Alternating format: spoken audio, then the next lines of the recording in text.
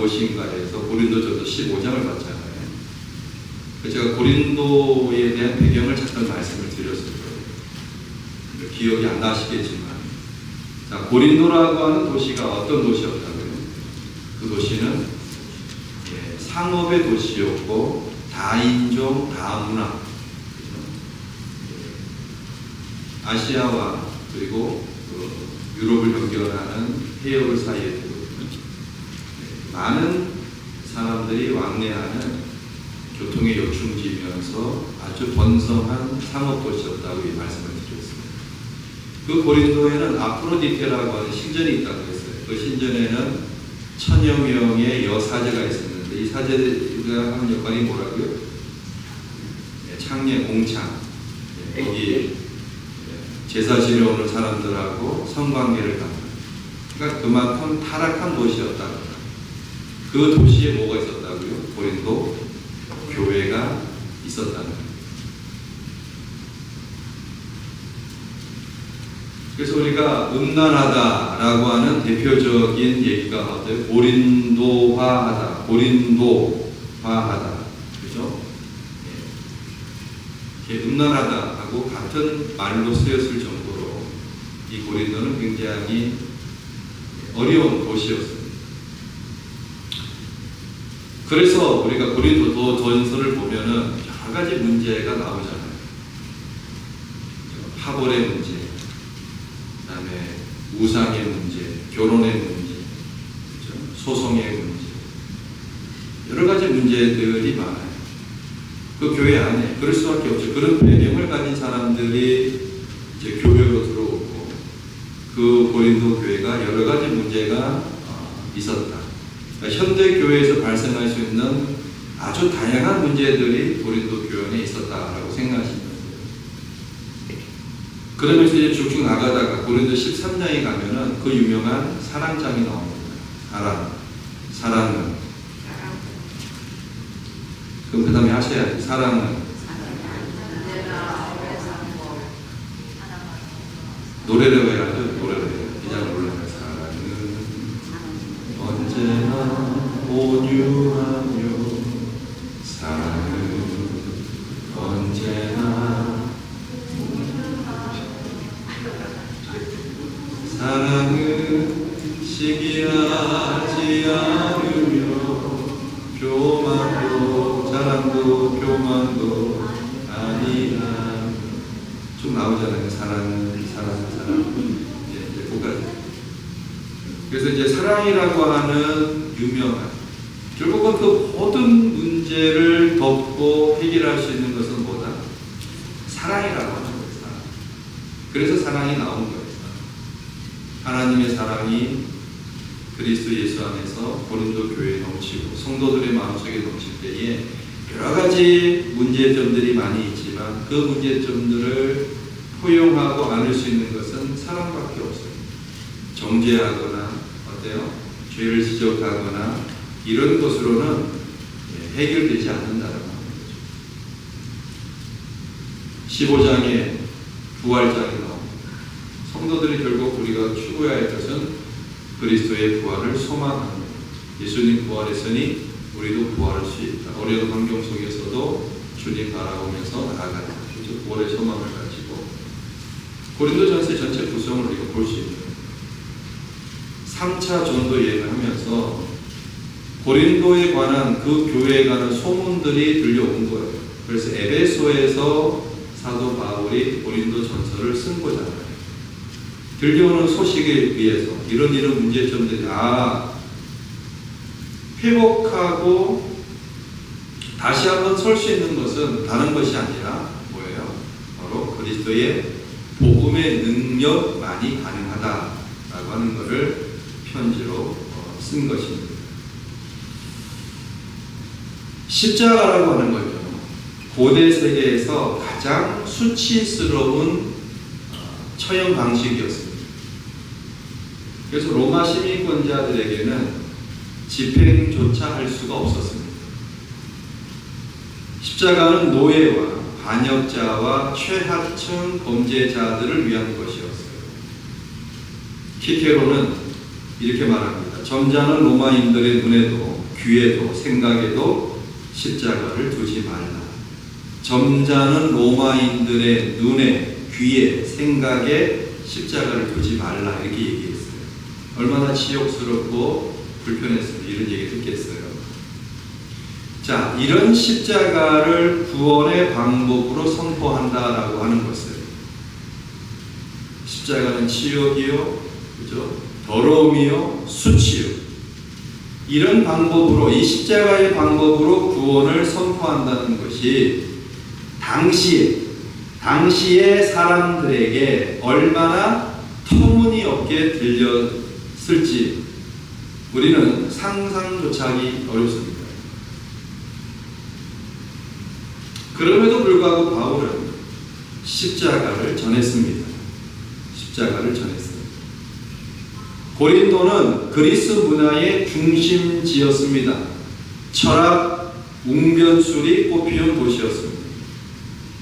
그 도시에서 바울은 철학이 아닌 바로 십자가를 들고 나왔습니다. 얼마나 아이러니합니까? 지혜의 도시, 철학의 도시, 사색의 도시에서 그들과 견줄 만한 철학적 내용을 가지고 나온 것이 아니라 바로 십자가를 들고 나왔다라고 하는 거죠. 오늘 우리는 십자가가 왜 어리석어 보이는지, 왜 실제로는 가장 깊은 지혜인지를 살펴볼 것입니다. 자, 18절을 한번 볼까요? 18절을 보시면 다 같이 읽습니다. 시작.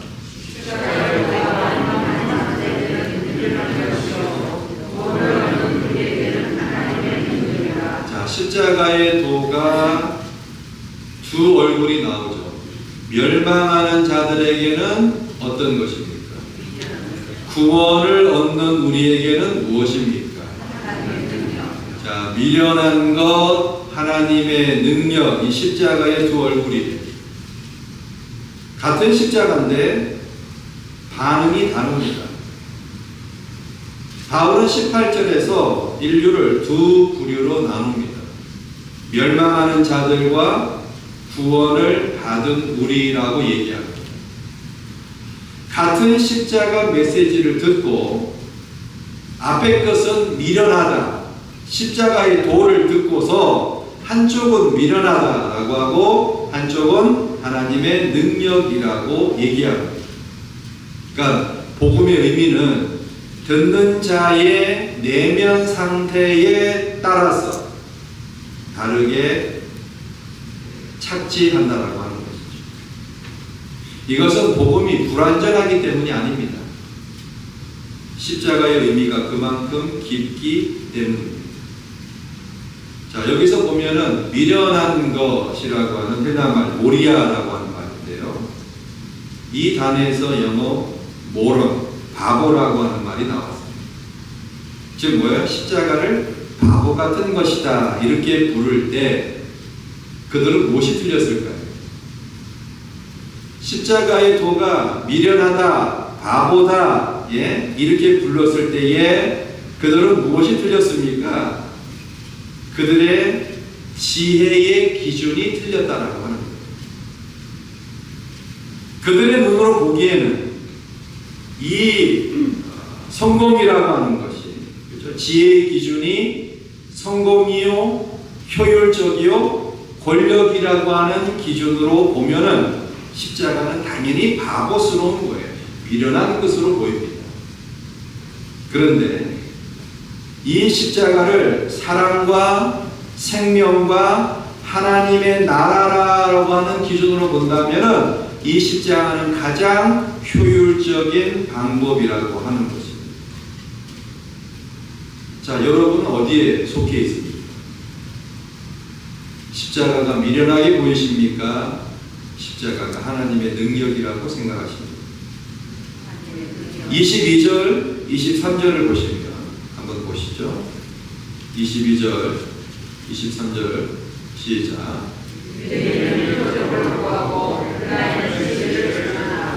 우리는 십자가에 못 박힌 그리스도를 전하니 유대인에게는 버림되는 것이요 이방인에게는 미련한 것이로. 자, 22절에서 바울은 두 청중의 기대를 분석합니다. 자, 유대인은 뭘 구한다고요? 표적, 다른 말로 기적, 표적을 구하고 헬라인은 지혜를 구합니다. 그러니까 유대인들은 하나님의 뜻이라면 기적으로 증명하라 이렇게 요구하는 거예요. 유대인들은 하나님의 뜻이라면 기적으로 증명하라 이렇게 얘기하고, 헬라인들은 뭐죠? 논리적으로 설명할 수 있어야 수용하겠다라고 하는 태도입니다. 바울은 둘 다 충족시키지 않습니다. 대신에 유대인들이 구하는 표적도 아니고 헬라인들이 구하는 지혜도 아니고, 따라합시다. 바울은 십자가에 못 박힌 그리스도를 선포합니다. 표적도 아니고 지혜도 아닌 뭐를 선포한다고요? 십자가에 못 박힌 그리스도를 선포합니다. 근데 이것이요, 유대인들에게는 걸림돌이래요. 근데 이것이요, 헬라인들에게는 미련한 것이래요. 그래서 사람의 눈으로 보면은 어때요? 이 부분은, 이 십자가는 미련하고 바보스러울 수밖에 없다라고 하는 거예요. 우리 기독교의 상징이 십자가잖아요. 십자가. 예? 여러분, 십자가를 볼 때 어떤 마음이 드십니까? 미련하게 보이십니까? 하나님의 능력으로 보이십니까? 바울이 선포한 십자가에 못 박힌 그리스도를 우리가 고백하십니다. 러시아의 문호 중에 유명한 분이 표도르 도스토옙스키가 있습니다. 그는 많은 소설을 이렇게 만들었죠. 그의 작품은 아주 뛰어납니다. 저도 한때 이 도스토옙스키에 빠져가지고 그의 소설을, 지금도 집에 소설책이 있어요. 관련된 소설책이. 굉장히 좋아하고. 근데 그 작품 중에 그 백치라고 하는 소설이 있어요. 백치. 주인공이 미시켄 공작인데, 이 도스토옙스키가 미시켄 공작을 그리스도의 형상으로 그렸습니다. 그러니까 이 미시켄 공작은 굉장히 순수하고 선하고 세상의 기준에서 백치로 불리는 인물이었어요. 이 소설을 쓰면서 이 도스토옙스키는 이런 말을 남겼습니다. 세상에서 가장 아름다운 것, 가장 의미 있는 것은 항상 처음에는 어리석어 보인다. 이런 말을 했어요. 십자가가 그렇습니다. 세상의 눈에 어리석어 보이는 것, 힘 있는 자가 힘 없는 자를 섬기는 것, 세상의 이치와 맞지 않아요. 힘 있는 자는 힘 없는 자를 억누르고 억압해야 되는데, 십자가는 힘 있는 자가 힘 없는 자를 섬기고 지배하는 자가 희생하고 사는 것이 죽음을 통해 이루어지는 것이라고 얘기합니다. 이것이 가장 깊은 지혜라고 성경은 이야기합니다. 바울은 하나님의 어리석음이 사람보다 지혜롭다라고 할 때에 마치 이 도스토옙스키의 이 통찰력과 맞닿아 있다라고 하는 거예요. 사랑하는 성도 여러분, 우리는 어떤 세상을 꿈꿉니까? 여러분들은 십자가의 그 능력을 어떻게 우리가 표현하고 고백하십니까? 그래서 하나님은 19절을 봅시다. 하나님의 전략은 이거예요. 19절을 보시면 시작.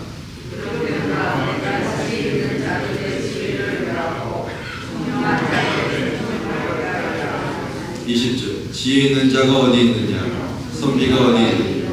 이 세대의 변사가 어디 있느냐?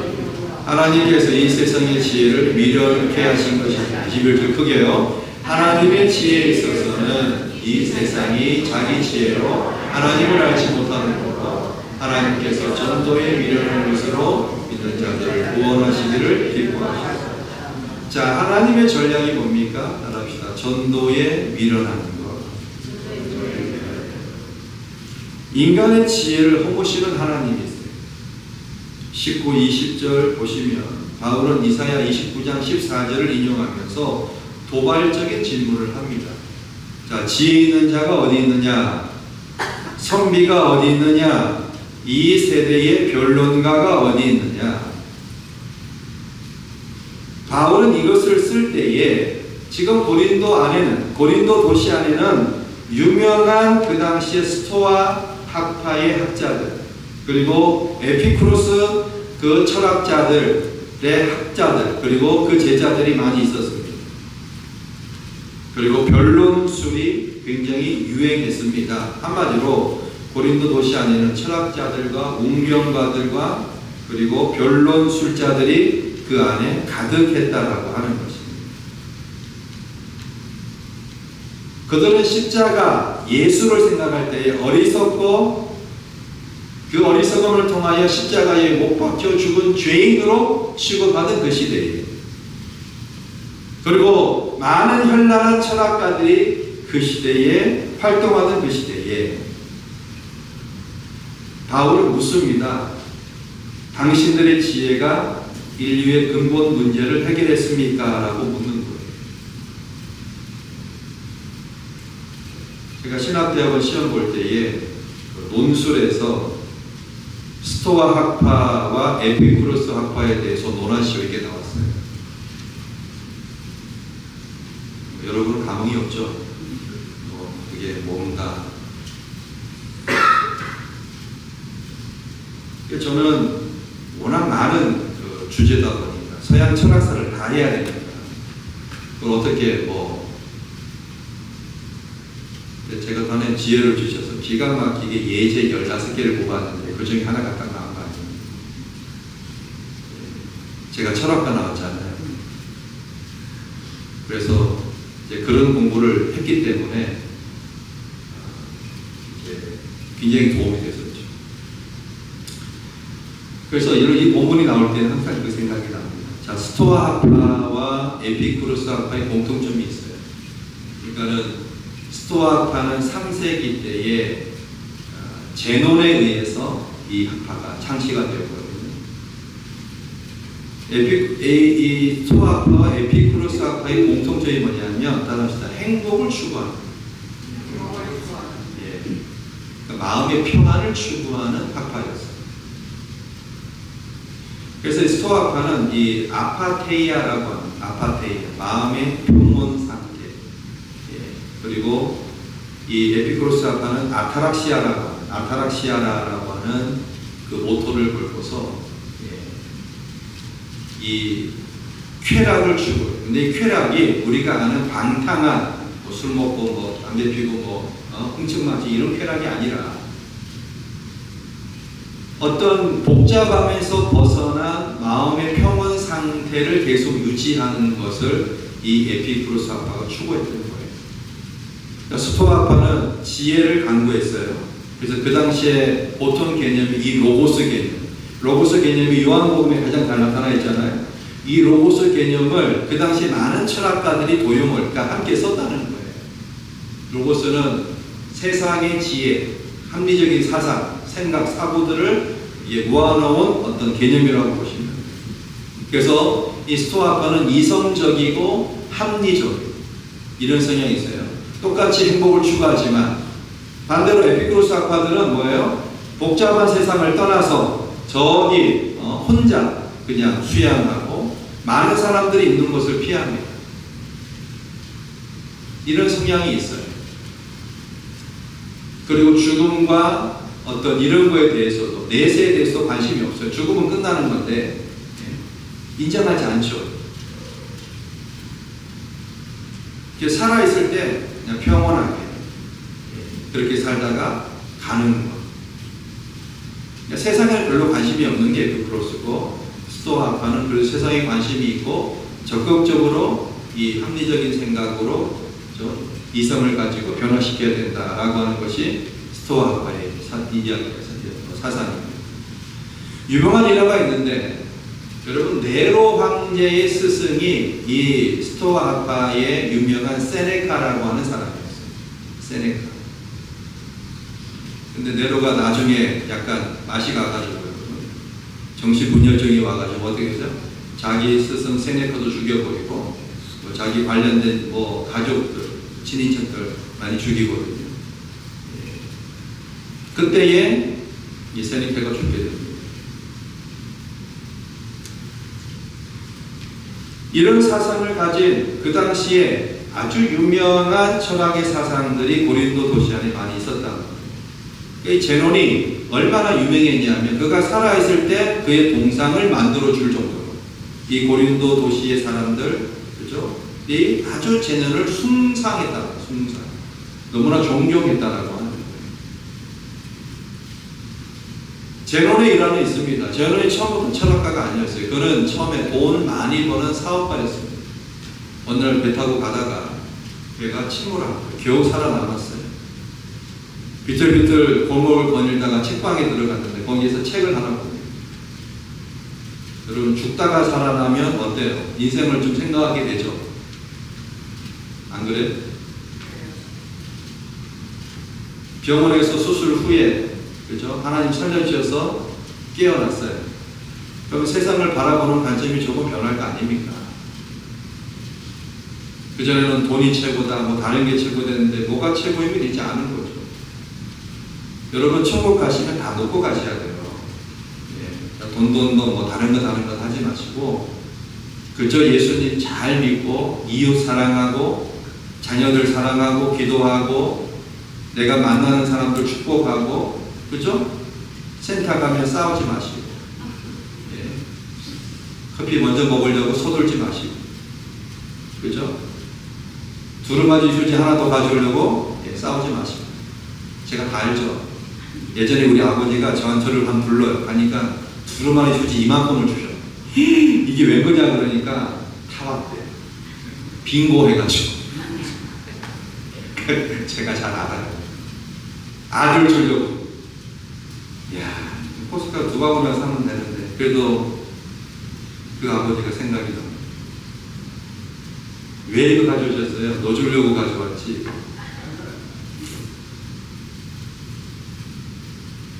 잘 썼습니다. 죽음에서 우리가 살아나면은, 그죠? 다른 정말 귀한 것들, 가장 중요한 것들을 생각하게 되는 거죠. 중요한.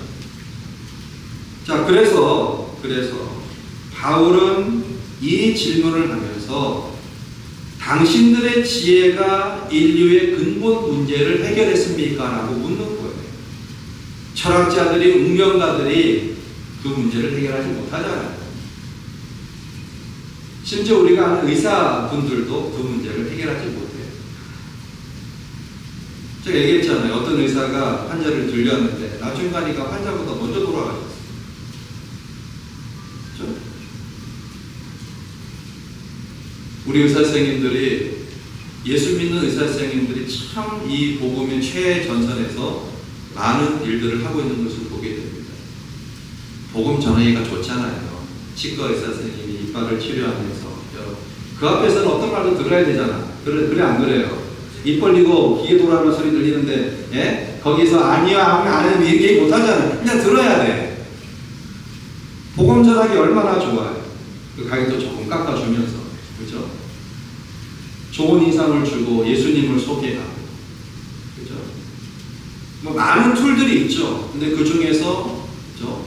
어떤 이 의사나 뭐 약사나 간호사나 이런 것들을 통하여 복음을 전하기 쉽다고 말합니다. 일단 아픈 분들은 마음이 가난해, 그죠? 그래서 의사 선생님들이 정말 친절하게 대해주고 예수님을 소개할 때 그 가난한 마음들이 열어지는 거예요.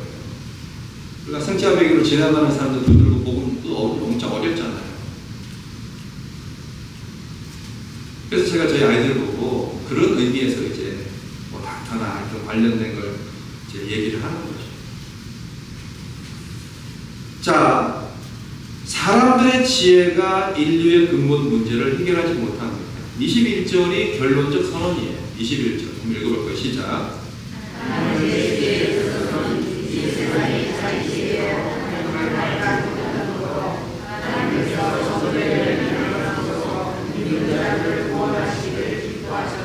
자, 세상이 자기 지혜로 하나님을 알지 못해요. 네, 하나님께서는 뭐로? 전도에 일어난 것으로 믿는 자들을 구원하시기를 기뻐하셨다. 하나님은 인간 지혜 체계를 이기려는 것이 아닙니다. 그분은 그것을 우회하십니다. 인간의 지혜로 도달할 수 없는 구원을, 만약 인간의 지혜로 구원에 도달할 수 있다면 예수님 필요 없어요. 십자가가 뭐가 필요해요? 인간의 지혜로 구원에 도달할 수 있는데 그걸로 안 된다니까요, 여러분. 하나님은 전도에 미련한 것, 복음 선포를 통해 이루신다라고 하는 것입니다. 여러분 예전에 기생충이라고 하는 영화 보셨어요? 봉준호 감독의 기생충, 2019년 칸 영화제 황금 종려상, 2020년 아카데미 작품상을 수상한 영화입니다. 기생충, 4명의 가족이 부잣집에 이제 기생충으로 이제 들어가는 거예요. 몰래 그 집에 들어가서 숨어 사는 뭐 그런 영화입니다. 그래서 밤마다 뭐 고기도 구워 먹고, 그래서 거의 짜파구리 나오죠. 짜파게티하고 소고기 구워서 함께 요리해 먹고, 주인이 집을 세우면은 바퀴벌레 마냥 숨어 있다가 올라와가지고 맛있는 거 다 먹고 뭐 그런 내용이에요. 세상의 기준으로 기생충 취급받는 가난한 한 가족이 주인공이죠. 봉준호 감독 인터뷰에 이런 얘기를 합니다. 가장 낮은 곳에 있는 사람들의 이야기가 가장 보편적인 울림을 만들어낼 수 있다. 이것은 바울이 고린도전서에서 말하는 원리와 정확히 일치합니다. 무슨 말이냐면 세상이 어리석다라고 보는 것이 실제로 가장 깊은 진실을 담고 있다라고 하는 거죠. 십자가라고 하는 미련한 것, 인류 역사에서 가장 강력한 변혁의 트랜스포메이션, 가장 큰 변혁의 동력이 되었습니다. 위로부터 내려오는 지혜가 아니라 낮은 곳에서 올라오는 십자가가 세상을 구원한 것입니다. 할렐루야. 이게 중요한 거죠. 그래서 하나님의 능력과 지혜가 된 십자가가 중요합니다. 24절 봅시다. 25절 있습니다. 시작.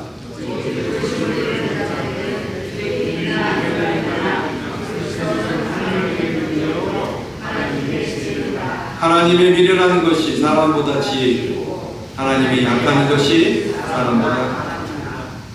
24절은 복음의 가장 아름다운 역설입니다. 가장 아름다운 역설. 부르심을 입은 자들에게는 유대인, 헬라인, 그리스도는 하나님의 능력이요 하나님의 지혜다. 같은 십자가가 어떤 사람에게는 미련하고 어떤 사람에게는 능력과 지혜입니다. 무엇이 다릅니까? 무엇이 달라요? 24절 앞에 오직 부르심을 입은 자들. 여러분과 저가 부르심을 입었다는 거예요. 에베소 말씀처럼 그 은혜를 인하여 우리를 불러주셨다라고 하는 것입니다. 부르심을 입은 자들에게는 유대인, 헬라인, 그리스도는 하나님의 능력이요 하나님의 지혜. 부르심을 입은 자. 하나님의 부르심이 사람의 눈을 엽니다. 하나님의 부르심이 십자가에서 능력과 지혜를 보게 하는 거예요. 여러분의 눈은 이미 열려 있습니다. 영안이 열리고 천국의 소망이 보이고 예수 그리스도의 십자가가 미련한 것으로 보이지 않고 그 십자가의 능력을 우리가 믿는 거예요. 그래서 우리가 목숨 걸고 전하는 것이 복음이라고 하는 것입니다. 25절 보시면 하나님의 어리석음이 사람보다 지혜롭고 하나님의 약함이 사람보다 강하다. 하나님에게 어리석음이 어디 있습니까? 없죠. 만약 하나님이 어리석어 보이는 것을 행하신다고 해도 모든 인간의 지혜보다 깊고요. 만약 하나님이 약해 보이는 방식을 택하신다고 해도 그것은 모든 인간의 힘보다 강합니다. 십자가가 바로 그것이에요. 교회 설립과 통합의 유일한 기초가 되시는 그 그리스도의 십자가, 그 앞에 나타난 하나님의 능력과 그 지혜, 세상의 지혜와 능력과 비교할 수 없는 탁월한 하나님의 지혜와 능력을 강조하는 것입니다. 십자가 사건은 인간들의 지혜, 생각하고는 전적으로 모순되는 것입니다. 모순되는 거예요. 인간의 지혜와 능력으로 도저히 예측조차 할 수 없는 놀라운 일을 성취하신 것입니다. 생각해 보세요. 골고다 언덕 십자가는 사람의 눈으로 볼 때에 한 유대인 청년의 비참한 죽음이잖아요. 그래서 하나님의 결정적인 패배처럼 보일 수도 있습니다. 근데요, 실제로는 그리스도를 믿는 사람이라면 누구든지 그 십자가가 구원하는 하나님의 능력이라고 하는 사실을 압니다. 이런 하나님의 탁월한 지혜, 능력에 대해서 바울은 하나님의 어리석음이 사람의 지혜보다 뛰어나다라고 얘기합니다. 하나님의 약함이 사람의 강함보다 강하다고 고백하고 있습니다. 실제 하나님은요, 따라합시다. 약하지도 않습니다. 어리석지도 않습니다. 바울이 역설적인 표현을 하는 것은 유한한 인간과 비교되는 하나님의 지혜와 강함을 강조하기 위해서였습니다. 이제 고린도 교인들에게 남은 과제는 뭡니까? 그분의 지혜로움에 그리고 그분의 강함을 수용하는 것입니다. 구원을 받든지 아니면 자신들의 거듭된 판단에 의한 왜곡된 지혜로움과 강함을 고집하면서 멸망하든지 둘 중에 양자택일을 해야 된다라고 하는 거예요. 오늘 우리들에게 동일한 메시지가 선포되는 겁니다. 고린도 교회 성도들에게만 얘기하는 것이 아니라 저와 여러분들에게도 양자택일, 미련하게 보이는 십자가를 택할 것인지, 그러면 세상의 지혜를 따라갈 것인지. 그들이 깨달아야만 했던 것은 모순처럼 보이는 그리스도의 십자가가 실상은 하나님의 가장 완벽한 지혜요 탁월한 능력이었다라고 하는 것입니다. 이 십자가를 고백하기를 주의 이름으로 부탁합니다. 2세기에 로마의 필라티노 언덕에서 발굴된 한 그래피티가 있습니다. 알렉사메노스가 자신의 신을 예배한다는 그 조롱의 글입니다. 당나귀 머리를 한 인물이요, 십자가에 매달린 그림이 그려져 있었어요. 당나귀 머리를 한 인물이요. 이것은 기독교를 조롱하던 2세기 로마 사람들의 시각을 그대로 보여줍니다. 당나귀 머리의 신을 예배한다. 그것이 당시 기독교에 대한 인식이었습니다. 그러나 그 조롱 그림이 발견된 건물 옆에는 같은 시대에 쓰여진 알렉산메노스의 답이 있습니다. 알렉산메노스는 신실하다. 그는 부끄러워하지 않았습니다. 다른 사람들이 당나귀 머리로 조롱하면서 비난하던 그 십자가를 이 알렉산메노스는 부끄러워하지 않았어요. 조롱받으면서도 신실했습니다. 2000년이 흐른 뒤에 그 조롱은 역사의 주석이 각주가 되었고, 알렉산메노스의 신앙은 오늘 이 설교에서 기억이 됩니다. 십자가를 자라는 것은 여전히 어리석어 보일 수 있습니다. 그러나 그 어리석음이 사람의 지혜보다 뛰어나다라는 것을 믿으시기 바랍니다. 이제 말씀 맺겠습니다. 저와 여러분은 십자가 복음을 전할 때에 어리석게 보일까봐 두려워한 적이 있습니까? 표적이 없어서, 여러분 지혜가 없어서 마치 십자가를 부끄러워하면서 두려운 적은 없었습니다.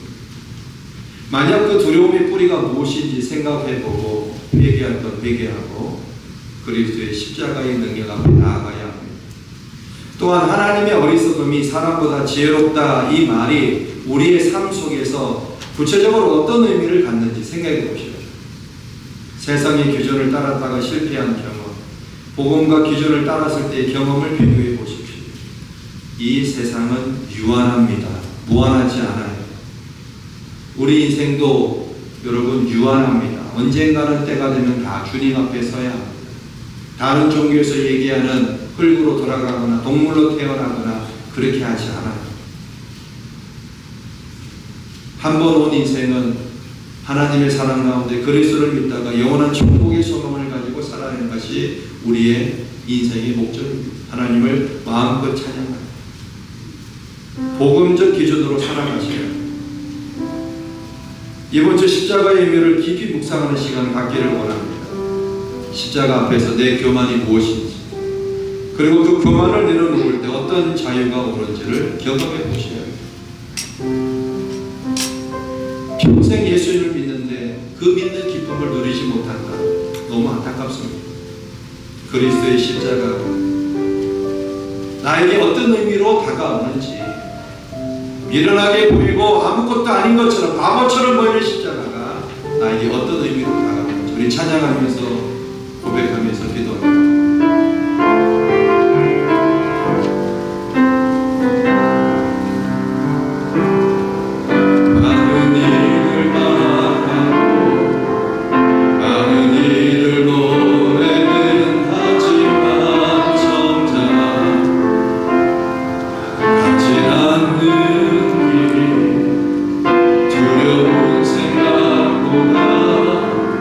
많이 힘들고 험한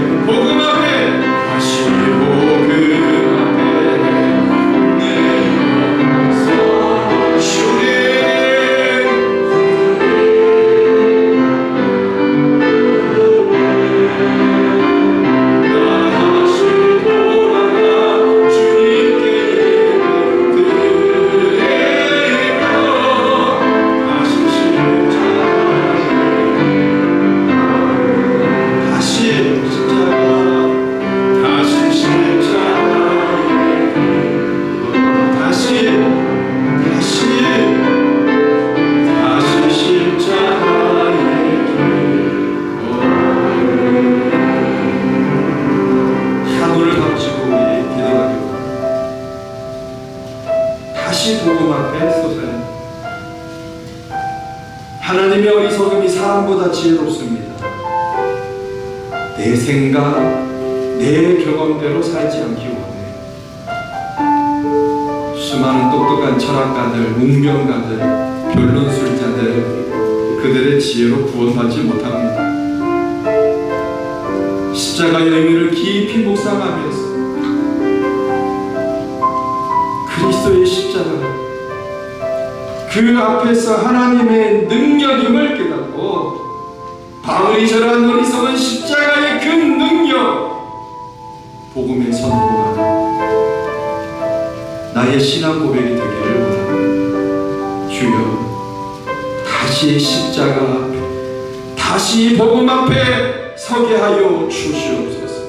주여 부르시고 기도합니다. 주여, 하나님 아버지 감사합니다. 다시 십자가 앞에, 다시 복음 앞에 서게 하여 주시옵소서. 주여, 십자가의 도가 멸망하는 자들이 아니라 구원을 얻는 우리에게 하나님의 능력임을 고백합니다. 지혜 있는 자들을 구하시고 하나님의 능력으로, 하나님의 지혜로, 하나님의 도우심으로 부르심을 입는 모든 자에게 그리스도가 하나님의 능력이요, 하나님의 자랑이요, 하나님의 지임을 고백합니다. 주여, 우리들을 붙들어 주시옵소서. 우리들을 붙들어 주시옵소서. 능력 장조를 함께하여 주시옵소서. 주님, 우리의 연약함을 세종과 능력을 허락하여 주시옵소서. 오 주님, 다시 복음 앞에 서게 하여 주옵소서. 다시 복음 앞에 서게 하여 주시옵소서.